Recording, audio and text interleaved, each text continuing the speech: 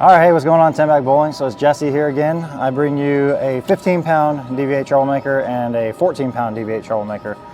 So I think this is gonna be a pretty cool video. I have been very interested to see what the difference was between a 14-pound ball and a 15-pound ball. I was lucky enough to get my hands on a 14-pound Troublemaker from a good friend of mine, Theo, with REX. So, thank you for that, Theo. So far, I have thrown the ball. I threw it last night.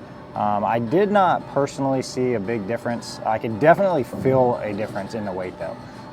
Throwing 15 pounds and throwing a 14-pound ball, there's definitely a significant difference with that 1 pound, which I was actually surprised to see. I'd never thrown a 14-pound ball before. I also noticed that right away my speed was definitely up throwing the 14-pound ball, and I could get around the ball a little bit more with my hand than I can a 15-pound ball. So, let's take it out to the lanes, we'll check it out. We'll throw from as far right as we can, then we'll just make our way left as we normally do and see if we have any issues getting either ball through the pin deck. All right, make sure you hit that like and subscribe button before we start.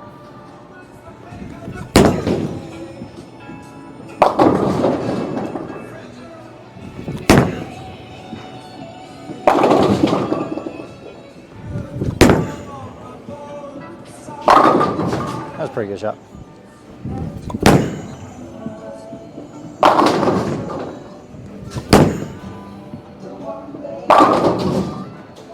All right, so here's the 15-pound Troublemaker, same spot.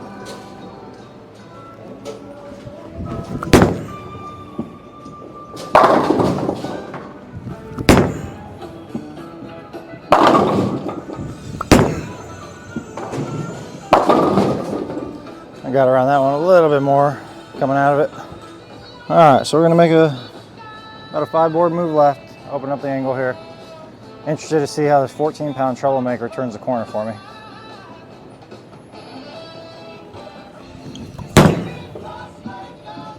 Huh, didn't seem to have any issues there.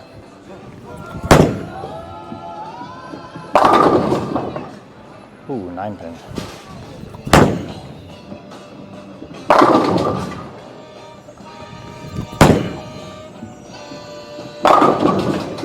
Yeah. All right, so we'll switch over to the 15, see if we can tell any noticeable difference.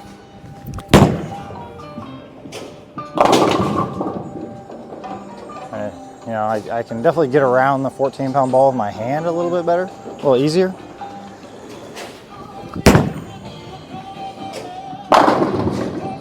A little bit better.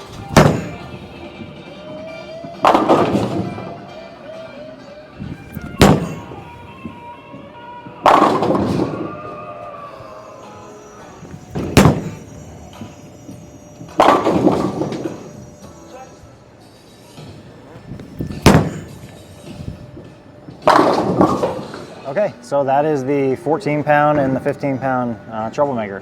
I was extremely pleased with how both the balls rolled. This bowling ball has been one of my favorites since I got it.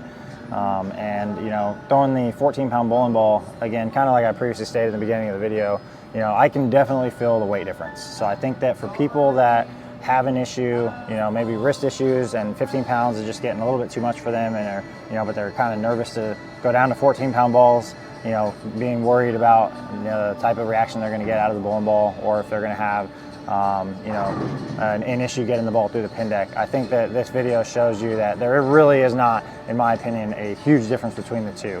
The biggest difference was from the physical aspect. The ball being lighter, I'm able to throw it a little bit faster, and I'm definitely able to get my hand around the ball a little bit more. As you can see with some of the shots, when I would go from the 14-pound ball to the 15-pound ball, I had to kind of get comfortable and really put a little bit more into it to get around the ball with that weight difference. Although it's only 1 pound, you can definitely feel it when holding the ball. I was very, very surprised to see how both balls compared on this lane condition. With the 14-pound ball, I didn't have any issue. I didn't really see the ball deflect off of the 1-3 pocket. No matter how far left I got, it didn't have any issues turning the corner and getting through the pin deck the way that you would want to see it.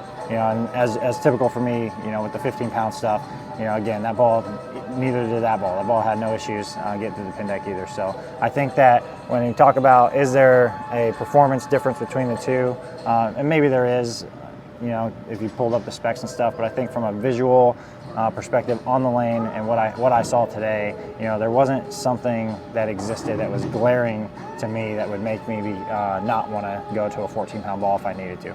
So I think that when you're talking about, you know, trying to create more rotation, you know, maybe increasing your speed, you know, going to a 14-pound ball, I think is a good viable option for you. And you know, and I'd be interested to hear other people's perspectives on this. Like, you know, have you thrown a 14 and a 15-pound ball, and are you seeing carry issues, or are you leaving more 10 pins or 7 pins for lefties? You know, and if you are, like, let's talk about it, because I'd be interested to hear, you know, what it is that you're experiencing. But as it stands today, for me, based off of these 2 bowling balls and the lane condition, I personally didn't see a, you know, dramatic effect that would really caution me to want to go to the 14-pound ball. So if you liked what you saw today, you know, make sure you hit that like and subscribe button. You know, again, if you like the DV8 Troublemaker, you know, give it your local PSO or give it Frank here at 10 Back Pro Shop and get yours drilled today. All right, see you guys next time.